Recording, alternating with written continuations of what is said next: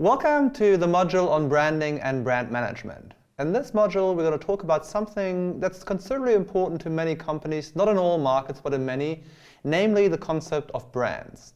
And we're going to talk about various things here. We're going to talk about why brands are important in the first place, why people like you and me are willing to spend so much money on buying branded products, and what companies stand to gain from developing brands in the marketplace. Now, before we start on the theory, I really want to start off with an example, which is this can here. Now, you see what I'm holding in my hands here is a can of Red Bull, and I would assume that most of you are familiar with what Red Bull is and what they sell. Now, my key question, though, is, it's a very simple one, what does Red Bull sell?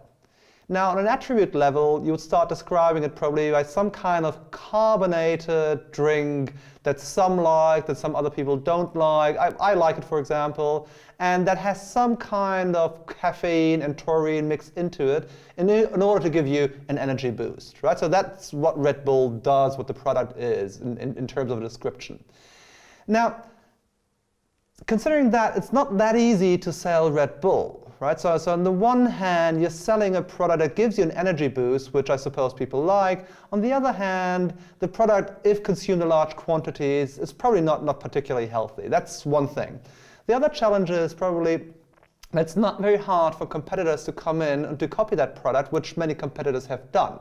So what do you do in these kinds of markets? How do you convince people to buy your products and stay loyal? Now, if you observe what Red Bull does in terms of marketing, they do a lot of marketing, they spend a lot of marketing, and most of the money they spend is spent on probably activities that we would probably consider to be unusual. Now, for instance, a few years ago, they sent a guy called Felix Baumgartner, I believe. They let him jump from outer space, from the stratosphere, onto Earth. I think it was a jump of about 28 kilometers.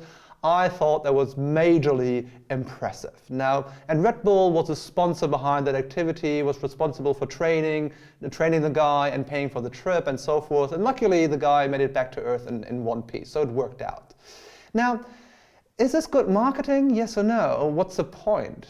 Or what does this guy jumping from outer space onto Earth, what does that have to do with selling a can of carbonated drink? And probably, so what's the connection? So on a functional level, there is no connection probably. There's no link between selling soda on the one hand and having somebody jump from outer space on the other hand. Now, why do it instead? So what's the real reason behind it?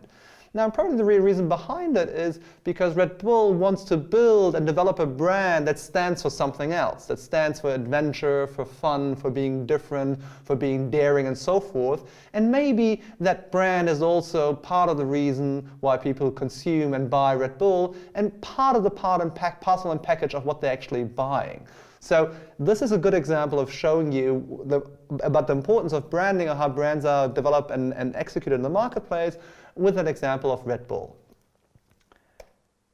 Now, after this example of Red Bull, let's go back a step and look at a definition of brands. So what are brands? So a popular definition by Kotler and Keller says that a brand is a name, term, sign, symbol, or a design, or a combination of them intended to identify the goods or services of one seller or group of sellers and to differentiate them from those of the competitors.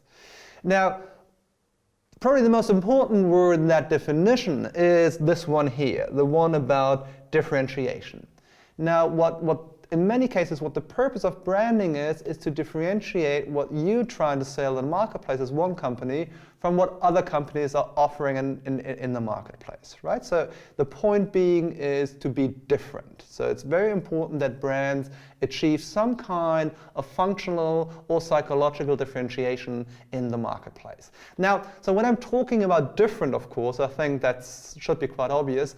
I'm talking about being different in a positive sense, right? So we know most of us, I assume, will know people that we would say, oh, well, he or she is kind of different. Now, we typically don't mean that in a positive sense. Now, what we mean here in the case of branding, yes, we're saying brands need to be different or differentiate a product, but in a positive or appealing way. Now, what's very important for me to drive home at the very beginning is to clarify why we talk about the topic of brands. Now, for us, from a marketing perspective, from a strategic marketing perspective, this is not just some fun exercise, right? So we don't deal with brands or don't busy ourselves with developing and implementing brand because it's a fun exercise to do, but because for many companies, brands are the most important asset that they have and allow them to earn lots of money and to be more profitable than the competition. Now, what you see here is what they call a ranking of the most valuable brands in the world. There are many rankings out there, but the one I have here is from a company called Interbrand, a consulting firm, and they publish a ranking once a year on the financial value of certain brands. So assuming, so what it says, now assuming you would inherit a lot of tons and tons of money and would not know what to do with it, and you would think about how to invest it, and assuming you had all this kinds of money, and assuming that the Apple brand, just the brand, not the company, just the brand, would be for sale, well, the price tag would be $178 billion just for the brand.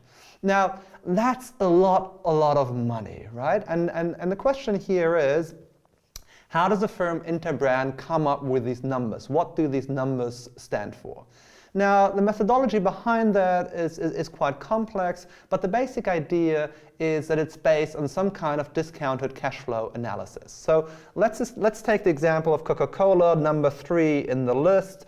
Now, comes at a price tag of $73 billion. So what does that number mean? Now, what they're trying to say is, now imagine you were in the business of selling brown sugary water that has a bit of caffeine in it, right? Now you put that drink into a can. Now you have two cans, so one A has no brand and the other one B has a brand Coca-Cola. Now how much more money would you be able to earn with the B version that has a brand Coca-Cola on it compared to the unbranded version, right? Because the assumption is that you would be able to achieve a price premium, people being willing to give you more money in return for the can than they would for an unbranded version. Now, and if you accumulate all that, right, that price premium, that difference across all the cans of Coke sold in the world, from here to eternity, now the number that will come out of that is approximately $73 billion, right? So that's the idea of what they're trying to do with that. What's the financial value to a firm of having a particular brand? Now, of course, we could go on arguing for ages, whether the methodology or the assumptions are correct behind it. And I don't really want to debate whether all these numbers are true in an exact mathematical sense, or if you could come to different conclusions. But I think if you look at that ranking and see brands like Apple, Google, Coca-Cola, Microsoft, Toyota, and so forth, now we would recognize all these brands and would probably say, yes, I think these brands are valuable assets. Now, I think the true value of that ranking, also important to drive that point home at the beginning of the module, is that we deal with brands, that we busy with ourselves with brands, that we talk about brands as this course, because brands are important strategic assets and important for you to know about brands in general and how to develop and implement brand, which is what we're going to talk about in the coming videos.